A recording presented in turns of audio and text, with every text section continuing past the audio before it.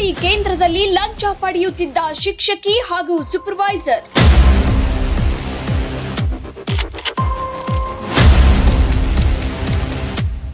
ಮೂರು ತಿಂಗಳ ಮೊಟ್ಟೆಗಳ ಹಣದಲ್ಲಿ 6,030 ರೂಪಾಯಿ ಲಂಚಕ್ಕೆ ಒತ್ತಾಯ.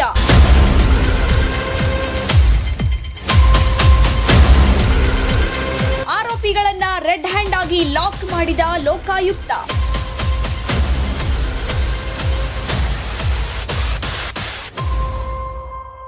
ಹೌದು, ಮಾನ್ಯ ಸಿದ್ದರಾಜು ಸಿ ಪೊಲೀಸ್ ಅಧೀಕ್ಷಕರು ಕರ್ನಾಟಕ ಲೋಕಾಯುಕ್ತ ಕಲಬುರಗಿ ಅವರ ಮಾರ್ಗದರ್ಶನದಲ್ಲಿ ಸ್ಟೇಷನ್ ಬಜಾರ್ ಪ್ರದೇಶದ ಅಂಗನವಾಡಿ ಕೇಂದ್ರದಲ್ಲಿ ಲಂಚ ಪಡೆಯುತ್ತಿದ್ದ ಇಬ್ಬರು ಮಹಿಳಾ ಸಿಬ್ಬಂದಿಯನ್ನ ಲೋಕಾಯುಕ್ತ ಅಧಿಕಾರಿಗಳು ರೆಡ್ ಹ್ಯಾಂಡ್ ಆಗಿ ಬಂಧಿಸಿದ್ದಾರೆ. ದೂರುದಾರರಾದ ಸೌಭಾಗ್ಯ ಗಂಡ ಬಲಭೀಮ ರಾಠೋಡ್ ಅವರು ನೀಡಿದ ದೂರಿನ ಮೇರೆಗೆ ಈ ಕಾರ್ಯಾಚರಣೆ ನಡೆಯಿತು.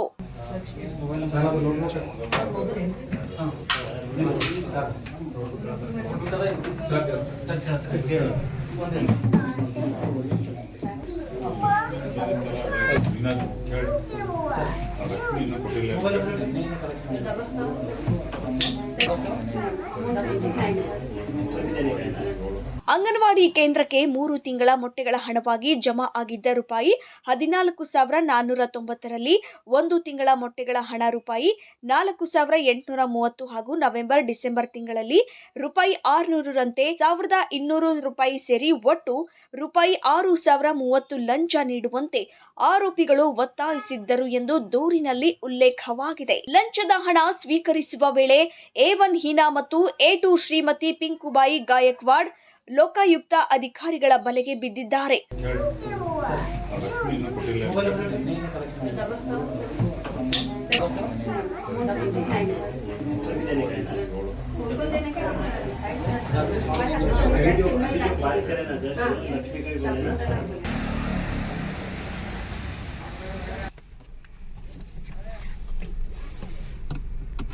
ಇನ್ನು ಈ ಪ್ರಕರಣದ ತನಿಖಾ ಅಧಿಕಾರಿಯಾಗಿ ಪೊಲೀಸ್ ಇನ್ಸ್ಪೆಕ್ಟರ್ ಈಗ ಕಾರ್ಯಾಚರಣೆ ನಡೆಸಿದ್ದಾರೆ.